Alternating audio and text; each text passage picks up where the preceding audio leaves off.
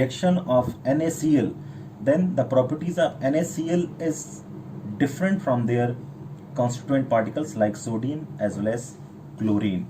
So the formation of compounds takes place by chemically combination. Whenever the chemical combination takes place between two or more atom or two or more element or two or more substances, that time the chemical change takes place. Whenever the chemical change takes place, that time the product which is formed by the reaction, then that has the entire different properties of their constituent or reactant or substrate particles. Now suppose iron plus S.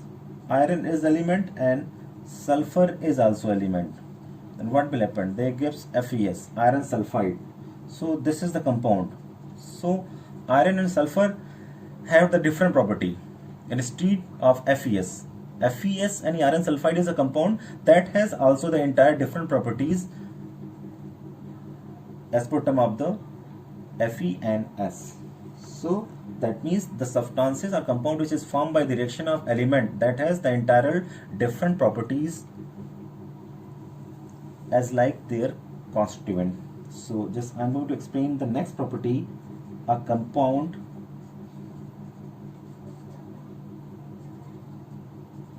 cannot be separated into its constituent by simple physical means. So that means according to this point, a compound cannot be separated into its constituent. So suppose we are taking H2 plus O2, then it gives 2H2O. So it is very difficult to obtain the hydrogen oxygen from water. So a compound cannot be separated into its constituent by simple physical means. So water cannot be separated into its constituent like hydrogen oxygen element by simple physical means such as like filtration, like evaporation. By any physical process we cannot separate the constituent of compound, because it is very difficult to separate the hydrogen and oxygen by using of filtration, like evaporation, like distillation, like solvent extraction, like using a magnet. So by any physical method, by using of any physical method, we cannot separate the constituent of. So by using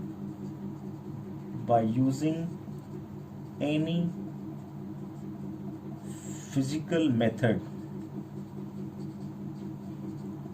we cannot separate the constituent of any compound.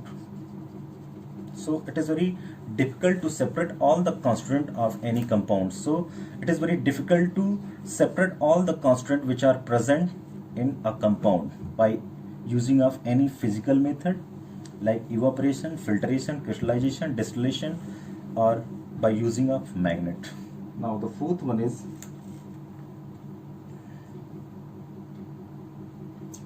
a compound has a definite molecular formula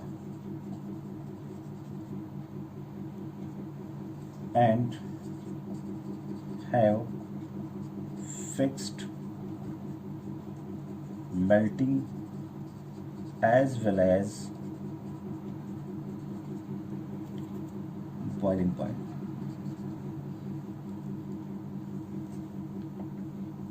So already we are knowing about, so most of the compounds are formed by chemical reaction, or whenever the elements are chemically react to each other, that time the formation of compound takes place. Suppose water formation takes place by the reaction of hydrogen and oxygen. The formation of water takes place with oxygen and hydrogen.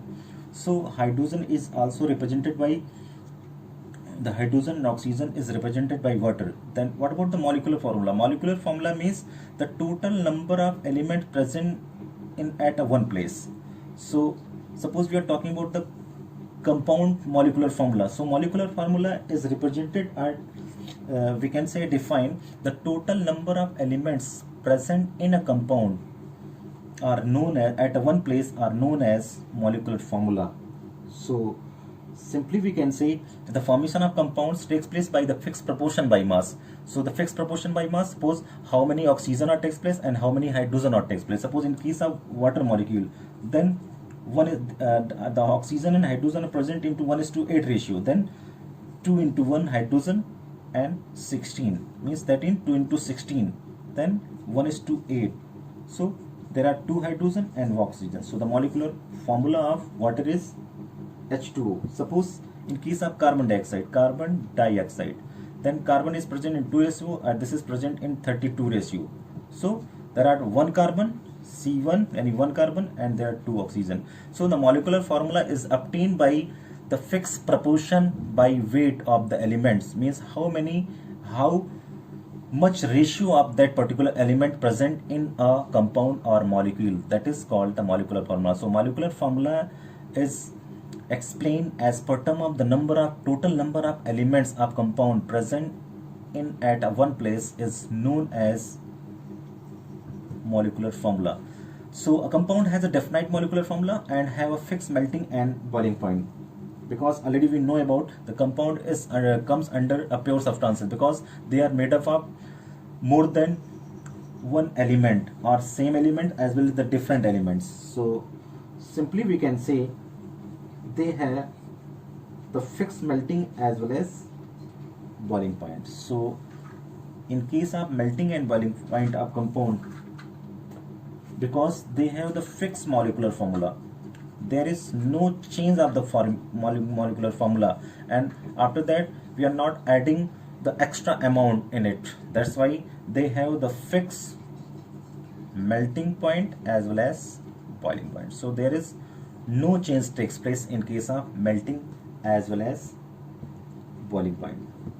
So this is the 4th properties of compound. Just after that I'm going to explain about the 5th properties. A compound is a homogeneous substances. Homogeneous substances means, suppose we examine iron sulfide under a magnifying glass or a microscope, we find that all the particles of iron sulfide are the same throughout the mass. So thus iron sulfide is a homogeneous substances. Suppose we are taking the salt plus water, that what will happen? The formation of solution takes place. So the particles of salt are soluble throughout the mass, means there is no residue found in case of the formation of solution. So salt particles or solute particles are completely soluble throughout the mass. So we can say a compound is a homogeneous substance. Homogeneous substances means when 2 substances are mixed together uniformly throughout the mass. Homogeneous substances is the substances in which when 2 or more compound or more substances are mixed together uniformly throughout the mass is known as homogeneous substances. So that time we can say a compound is a homogeneous mixture or is a homogeneous substances. So simply we can say these are the properties of compound. Thank you.